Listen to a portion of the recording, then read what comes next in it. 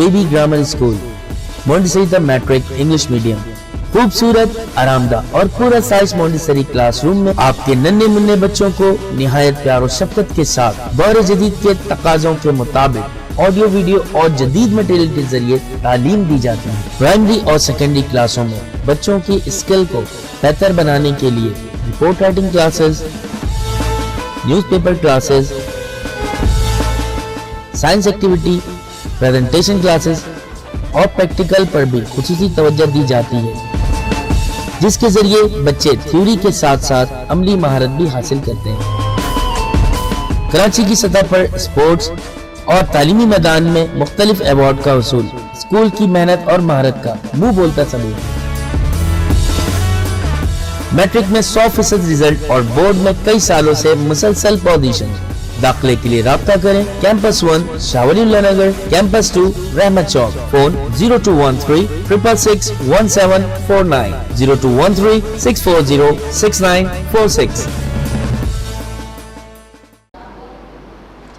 Class 6 آج کے chapter کا عنوان ہمارا جو نام ہے اس کا ہے حضرت سلمان فارسی رضی اللہ تعالیٰ عنہ۔ اس سبق میں ہم حضرت سلمان فارسی رضی اللہ تعالیٰ عنہ کے حالات زندگی کا مختصر سا جائزہ لیں گے۔ حضرت سلمان فارسی رضی اللہ تعالیٰ عنہ ایران کے شہر اصفہان میں پیدا ہوئے ہیں۔ آپ کے والد بھی دوسرے لوگوں کی طرح آتش پرست، یعنی جو لوگ آگ کی پوجا کرتے ہیں ہم انہیں آتش پرست کہتے ہیں، تو وہ اس کے ایک اہم رکن تھے۔ لیکن حضرت سلمان فارسی رضی اللہ تعالیٰ عنہ والدین کے برعکس تھے، یعنی وہ آگ کی پوجا سے ان کو کوئی دلچسپی نہیں تھی اور نہ ہی آپ رضی اللہ تعالیٰ نے کبھی آگ کی پوجا کی۔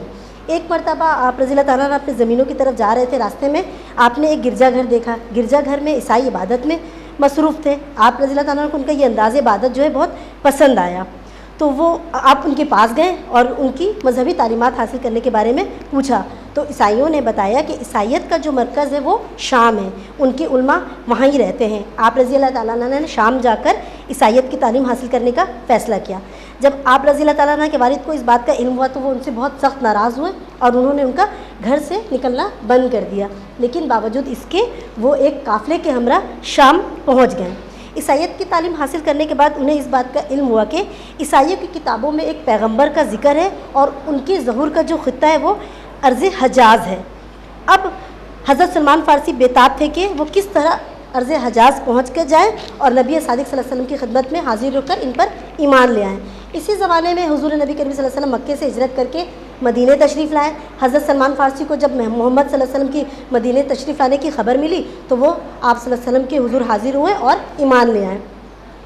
حضرت عمر فاروق رضی اللہ تعالیٰ عنہ کے عہد خلافت میں آپ رضی اللہ تعالیٰ عنہ مدائن کے گورنر مقرر ہوئے۔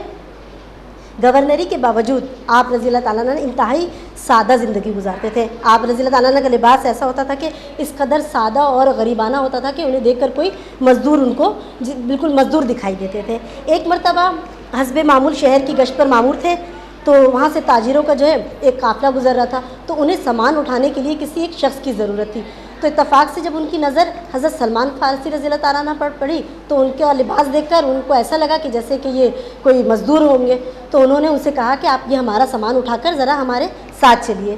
چنانچہ حضرت سلمان فارسی رضی اللہ تعالیٰ عنہ جو تھے وہ سامان اٹھا کر ان کے ساتھ چلنے لگے، لیکن جیسے جیسے وہ راستے میں ان کے ساتھ گزر رہے تھے تو جتنے بھی لوگ ان کو دیکھتے ہیں وہ ادب و احترام کے طور پہ وہ آپ رضی اللہ تعالیٰ عنہ کو سلام کرنے لگتے، تو پھر وہ تاجر بھی اس بات کو دیکھ کر پریشان تھے کہ یہ کیا ماجرا ہے کہ جو بھی گزر رہا ہے وہ ان کو دیکھ کر سلام کر رہا ہے۔ تو پھر چلتے چلتے ایک اور آدمی سامنے آیا تو اس نے تاجروں سے کہا کہ یہ تم کیا ظلم کر رہے ہو کہ جو ایک مدائن کا جو گورنر ہے وہ اور ایک جو صحابی رسول ہے تم اس سے جو ہے سامان اٹھوانے کا کام لے رہے ہو، تو جس سے تم نے سامان اٹھوایا ہوا ہے۔ یہ سن کر تاجر سخت شرمندہ ہوئے اور آپ رضی اللہ تعالیٰ عنہ سے معافی مانگی۔ آپ رضی اللہ تعالیٰ نے نہایت صاف، سادہ اور پرہیزگار زندگی گزاری۔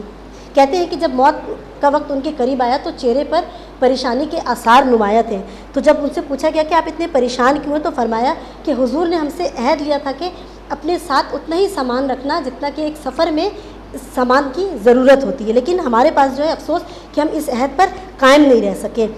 جبکہ اس وقت آپ کے سامان میں کیا چیزیں شامل تھیں؟ ایک پانی کا پیالہ، ایک وضو کا برتن اور ایک ٹب، جس سارے سامان کی جو کل مالیت تھی وہ صرف 14 درہم تھی۔ اس سارے ساز و سامان سے اندازہ ہوتا ہے کہ آپ رضی اللہ تعالیٰ عنہ کی زندگی کس قدر سادہ تھی۔